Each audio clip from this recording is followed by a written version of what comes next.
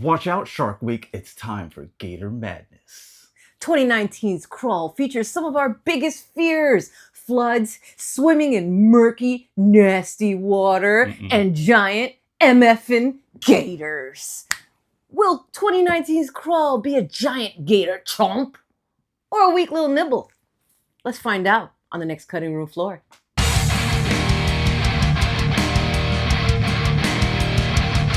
What's up, misfits and metalheads, and welcome to another episode of the Cutting Room Floor. We are from the band Cut Like This. I am Thorn Black. I'm Rose Blood. And today we are talking about 2019 Gator Infestation Crawl. But first, don't forget we have music right here. YouTube, Spotify, Bandcamp, all over the place. Go hook a band up. Rose, why don't you tell them a little bit about this one? All right, you guys. This is one that we saw a while back, and we just saw that it made its way to Shudder. It swam its way over there, and we were like, you know what? We need to talk about this thing. We need to talk about this. But because you know why? Because there's not enough movies with gators in them, in my opinion. They're not. I feel like there could be more. Because it's to me, it's such a scary thing. I know if you're from like Florida or whatever, maybe you're not as scared or whatever, but No. That's a living dinosaur. That's a living dinosaur. I will have none of it. I will have none of it. To anyone not from Florida, we're appropriately scared of them. Exactly. If you live in Florida, I guess they're like, your backyard dogs or something, like, I don't know. Speaking of Florida, that's where our story takes place during a Category 5 freaking hurricane. Massive. Okay, so this is the situation. This is the scenario. Okay, we got a young girl. She is like a teen swim champion. She's trapped in a house, in a crawl space, during a hurricane, and there be chompers. There be chompers. So this hurricane is absolutely massive. Like, this is like massive. Everything is absolutely flooded. Yeah, everybody's being like turned away. Everybody's being evacuated and stuff. Of course, there's a reason why she ends up having to return to this house, and she's looking for her dad, and she is trapped, and they are both trapped and injured, and there's gators everywhere. So there's gators that's everywhere. Your setup. That's all you need to know. It is really, really a bad situation. And it goes from literally bad to worse. As it goes, as soon as she gets to this house, it's going down. And it's crazy. Yeah, once she's in there, it's over. Once the tension starts in this movie, it just stays. It doesn't let up. It's just like that the rest of the movie. Good job. Yeah. So, getting into some of the other details, the director of this movie is Alexandre Aja. He's a French director. He is actually very well known for the controversial extreme horror film High Tension, which I was a fan of. I know a lot of other people, don't have mixed feelings about it, whatever. But I was a fan of when it came out. I'm not so sure that I would still enjoy it now. But maybe that's something that we can if you want us to take a look at it now and see what we think about it at this point in time, let me know in the comments and we'll consider it. He also did the Hills Have Eyes remake in 2006, which I thought was very well done. And he did Piranha 3D, actually.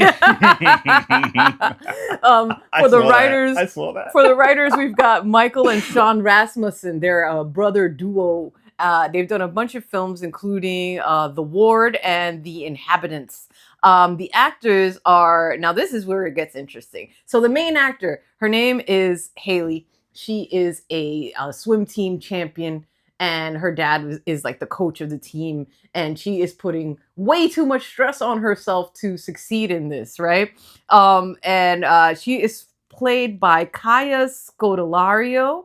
She also plays Teresa. She's like the main interest in Maze Runners, the Maze Runner movies, which I was into those. I don't know if you guys were into those, but I was about some Maze Runner. Yeah, I like the Maze Runner. I like anything that's like a death game kind of situation. Yeah, same here. That scratched the itch for me when it came to that. She also is no stranger to the horrors because she was also Claire Redfield in Resident Evil: Welcome to Raccoon City. She also played Karina Smith in Pirates of the Caribbean: Dead Men Tell No Tales. Her dad is played by Barry Pepper. He was also in Maze Runner. He was in 2 of the Maze Runner movies. He was in Saving Private Ryan, The Green Mile, and the True Grit remake. Um, Haley's sister Beth is played by the awesomely talented Morfydd Clark, who would later go on to ascend to the magical role of Galadriel in the Lord of the Rings TV series. I was like, oh snap! I did not she looks so different with the darker hair in this that I actually didn't recognize her until later on when I was like looking up information for this, and I was like, oh my god, it's Galadriel! What? So she actually ended up having like a whole awesome career after that and doing a whole bunch of stuff. So besides the awesome Galadriel, her horror credibility is she actually plays Mina in the awesome 2020 Dracula TV series, the limited series that had like 3 episodes that was really, really good. And she's also Georgina in Pride and Prejudice with zombies. Man, that Dracula. That was a really good one. That was a really, maybe we should cover that one. Some crazy stuff in that one. That one was awesome. And one other character to round this out, there are other characters, but it is a very small cast, is Wayne. He plays her sister Beth's love interest. He's like a police officer. And his name, he is Ross Anderson. And he's in that TV series, The Rig. With that oil rig where there's like all that crazy stuff going on. That's a really good series that we might also cover here. So all that being said, things that I really enjoyed about this, I enjoyed the pace. I felt like once it got going, like there is no, I feel like the editor was ruthless in a good way because they just trimmed the fat. In some behind the scenes stuff that we saw later on, they were like, oh, in this deleted scene, it explains this and that. Some of the plot holes or whatever that some people had complained about. They're like, actually, they did shoot stuff that was about that. We watched the deleted scenes. And we checked them out. We checked out the deleted scenes just to see what they were talking about. I think that they made the correct call in cutting those scenes out. And it's not that the scenes were bad. No. It's that it slows the pacing of the movie down. Yeah. And the way this movie is paced, it's just like, it's so engaging. It just, once it starts, it just pulls you in and you're just like there. And like I said, it goes from bad to worse. Yeah. Like every time that you think that, okay, that, it's not that bad, maybe blah, blah, blah. And then it's just like, nope, it's worse now. No, it's bad. It just got worse. It just got way worse. So, great acting, very well done, tasteful CGI, in my opinion. And that's actually something that I don't often say. Because I am a big prosthetic effects nerd and stuff. But I thought that where they did the CG in this, I thought it was super good. All that being said, we use chainsaws to rate our films. 5 chainsaws being a masterpiece. 1 chainsaw, not even having the chain on the side. It's not cutting a dang thing. It's not. Get your pocket knife out. It's not cutting a dang thing, okay? You'd be better off with the little pocket knife that dude in like, 120 hours where he cuts his arm off with a little Swiss Army, little baby. That's what you're getting. I don't know if that one's better. That's what you're getting. So, that being said, how many chainsaws would you give to 2019's Crawl? I'm going to give 2019's Crawl a 4 out of 5 chainsaws. I really enjoyed this movie. Once they step on the gas, it just stays there. I thought the CG was done pretty well. Obviously, you can tell a little bit here and there, but the gators look pretty good. The big pullback scenes where there's like a big like composite or whatever going on. I like the composite. I think they did a great job on the composite when like the flood's rolling in and everything. I was very happy with it. I'm happy to see somebody touch gators instead of sharks because like ever since Jaws, sharks have been a little bit more popular. I feel like for summer horror. Oh, for sure. But for sure. I'm always happy to see a different type of scary aquatic animal because there's plenty of them. Be the star of a movie. And gators, it would seem like gators are a gimme that they should be in more horror movies. Yeah. But they're not. But either way, this one was fantastic. The gators were everywhere. Some of the deaths are just merciless, just brutal, and it's good job. Good job. I enjoyed it. Rose, what are you gonna give this one? I am going to also give it 4. Great. Does it make sense all the time?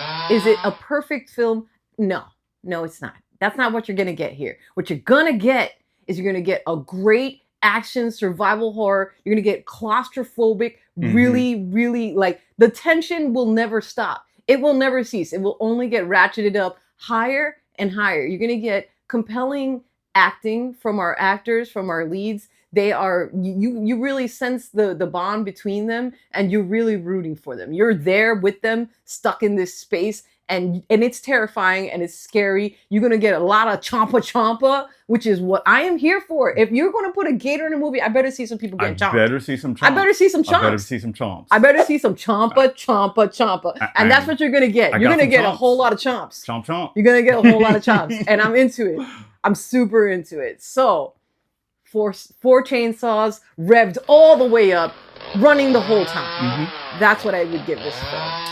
I think you should definitely check it out if you want some gator madness. Too. It's a great summer kind of horror movie. You know, it like is. those It's themes, a really kind good of one. like time of year. This is a great summer themed horror movie to watch that I feel like maybe I didn't hear about it like maybe as much as I feel like I should have. I feel like it should have gotten way more burned than it did. So I hope you guys like take the recommendation and you enjoy it, because I 100% did. And you can watch this, like we said, on Shudder. I think you can also stream it on Prime, maybe. I mean, Prime also has Shudder, so either way, you're gonna get to it.